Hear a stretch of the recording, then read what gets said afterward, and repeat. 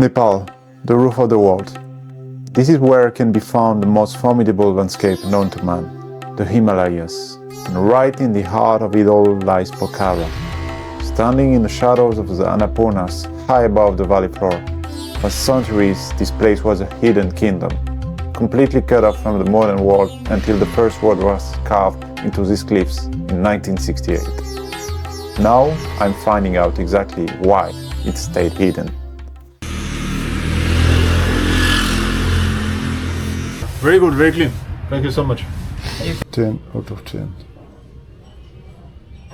That's a good review. Okay. Yeah? Alright? Okay, thank you. Have a good day. Yes, same to you. Perfect. So that's mission 1 accomplished. Now I need to figure out how to exchange money, then get my bag. It's currently 8:30, so I think that will be easy now that the scooter rental agencies will open. Alright, just got a bike. Now I can start exploring around. This place, Pokhara, is the city itself is not very interesting, but I'm pretty sure the countryside around is very beautiful.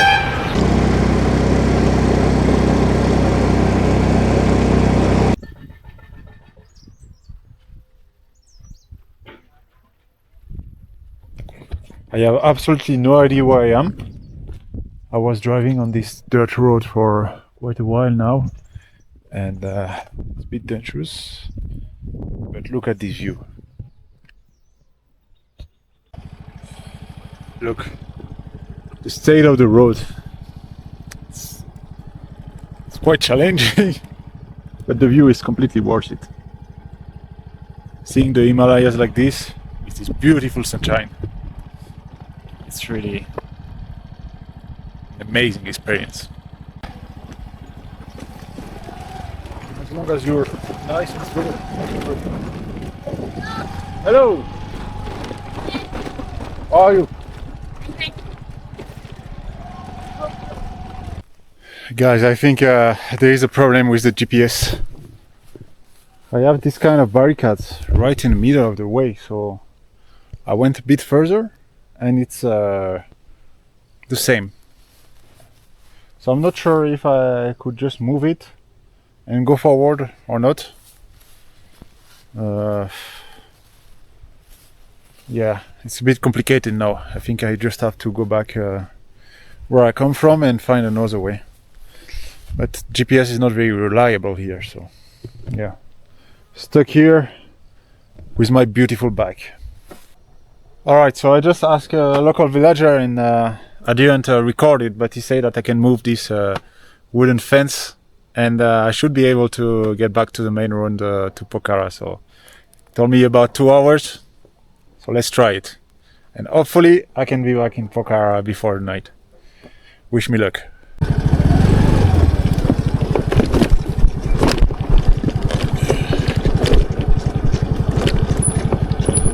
Alright, so I'm back to this fence. I just need to take it out and do the same for the other ones. So let's do it.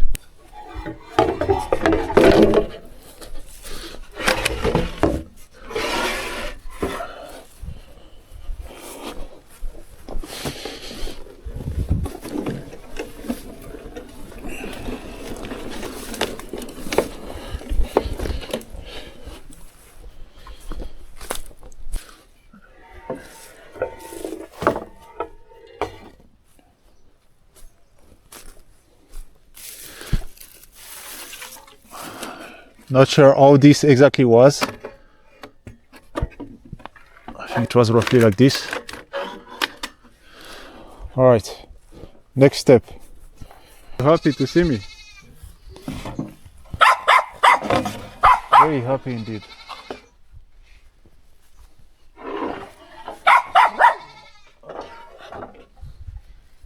Alright, that's done. Well, as you can see, I just took a bad turn, so quite tricky to repair the road, but slowly getting there. As always, patience overcome everything. I came all the way from down here when I started to realize that it was the wrong road, and now I am almost at the end of it. You see? The adventure.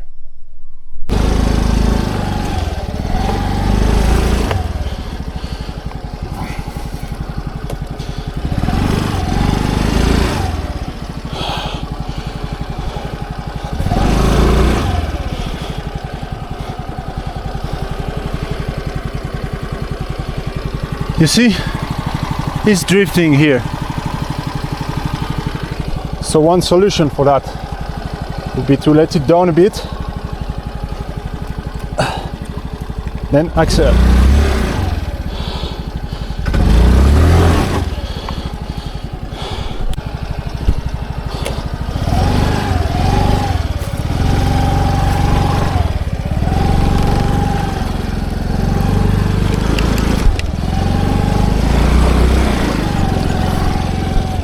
Mission accomplished.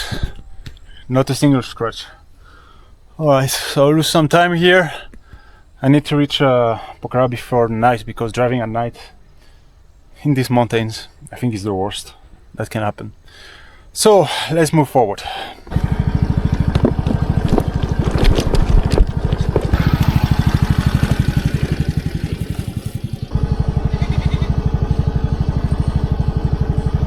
Just driving here.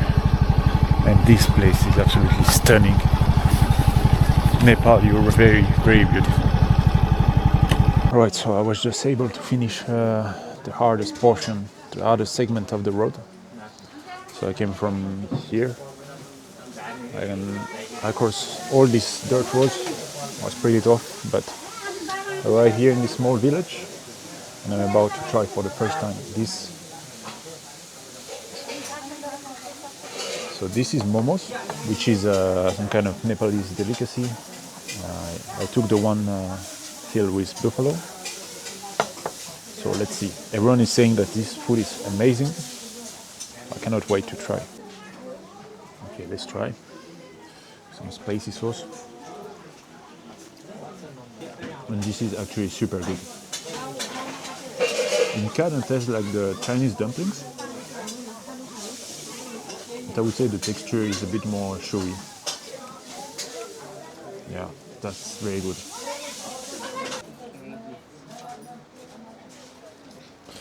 Alright, so now we're trying some kind of buffalo noodle soup, which happens to be dried meat. Let's see. Yeah, smoked buffalo meat. It's actually very good. So they mix it with some kind of vegetables, onions, and the sauce. I cannot really describe it, but it really has this smoky flavor. Namaste, my friends. So today it's a bit of a different route, because I'm getting closer to the Annapurnas. So I have to drive roughly 2 hours in the roads like this. It's pretty tough, but I hope it's worth it. Let's see.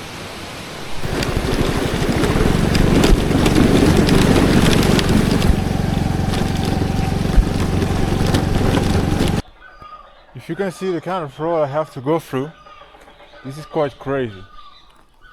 So after all the little rivers that cross the road and everything, I'm out here trying to climb up this road of mud, and yeah, it's quite tricky. I didn't know, so it's not my fault. Anyway, let's try to get out of here.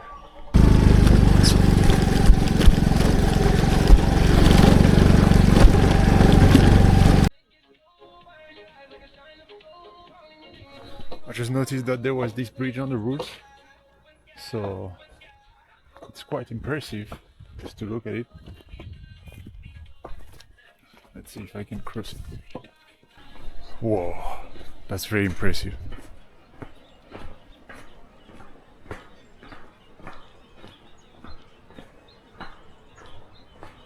So that's the highest suspended bridge in Nepal, and it's in a very good condition actually. It's brand new, all in metal, very nice, and it's so deep here.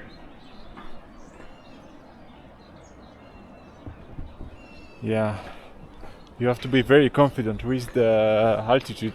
If you have altitude sickness here, that's over for you.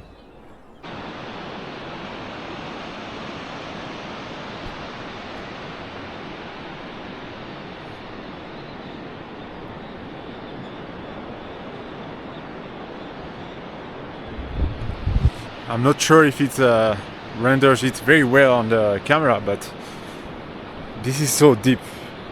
Yeah, it's very uncomfortable to be here right now.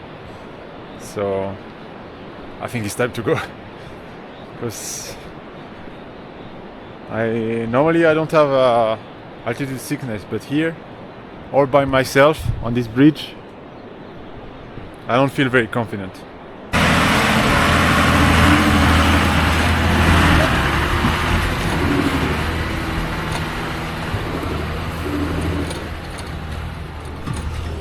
I don't know, the buses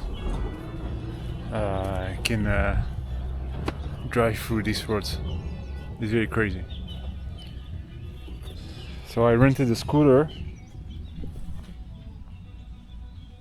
but that was due to the fact that I only have a scooter license. This is a terrible idea. There is no suspension.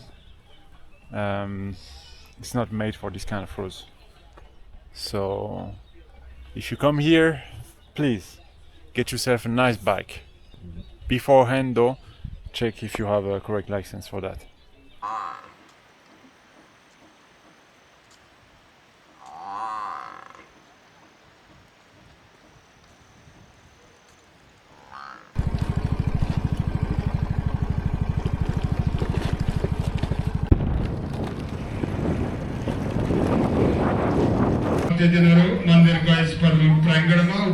So if you go on top of the Sarangpot viewpoint, you can see the beautiful sunset and sunrise here.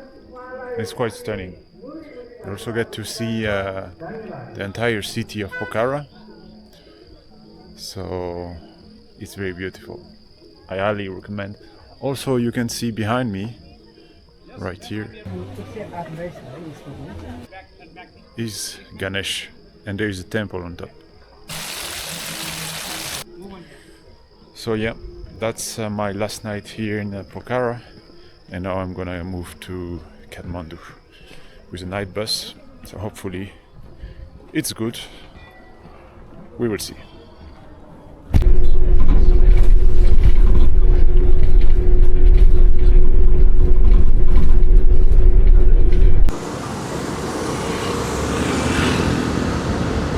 Namaste everyone, and welcome to Kathmandu. So we are going to visit a temple that was recommended to me, and we just need to climb up all these stairs. And apparently there are a lot of monkeys, so always be careful with them. So all around here you can see some stupas, which is a Buddhist sculpture, as well as some sitting Buddhas, all covered in gold. Even though I don't think it's real gold, it's just a replica of this precious metal. Also, you can see holy scriptures that you can see all around Tibet and all around Nepal.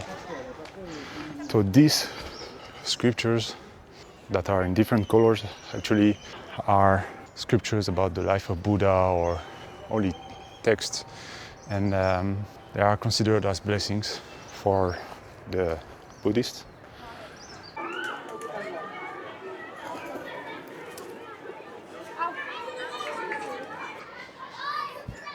Right, here we have the monkeys.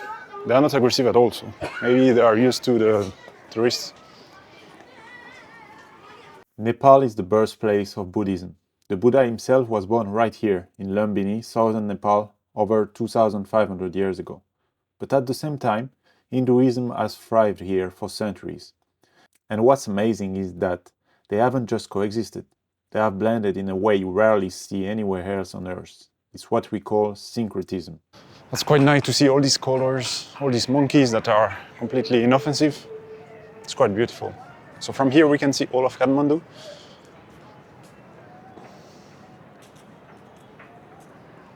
So those are the northern districts of the city, and then all the way around we can see it.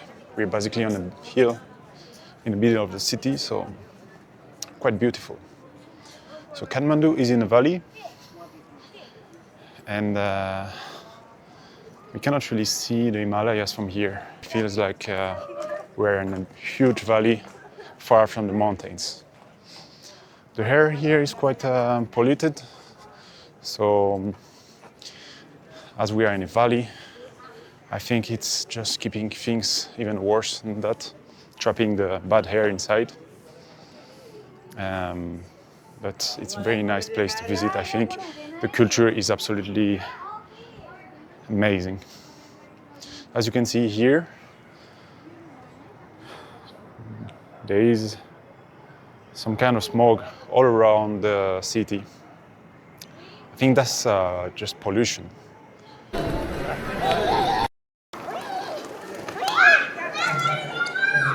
Right now we are in Durbar Square, which is in the center of Kathmandu. And you have this very beautiful traditional architecture here.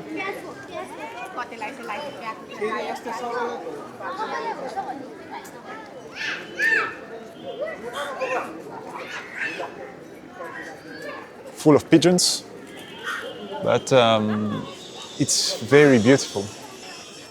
Thousands of years ago, this entire valley was nothing more than a deep, silent lake known as Nagdaha. To understand Kathmandu's soul, you have to look at the Malla dynasty. Between the 12th and 18th centuries, the valley was split into three rival kingdoms, Kathmandu, Patan, and Bhaktapur. The kings were obsessed with outdoing each other, not just in war, but in art. This friendly, and sometimes not so friendly, rivalry gave us the 7 UNESCO World Heritage Sites we see today. It basically turned Kathmandu into an open-air museum.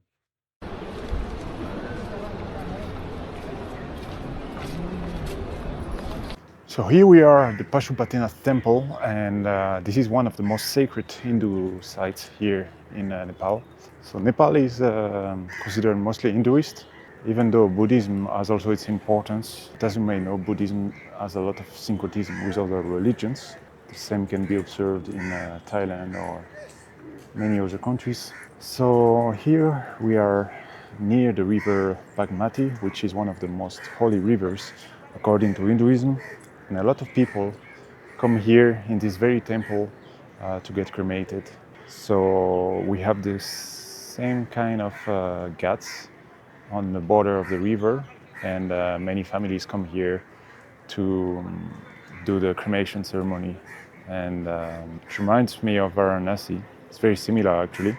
So the reason behind it is that by being cremated near the Ganges, especially in Varanasi, you can put an end to the reincarnation circle. It's considered holy to be cremated in front of the river.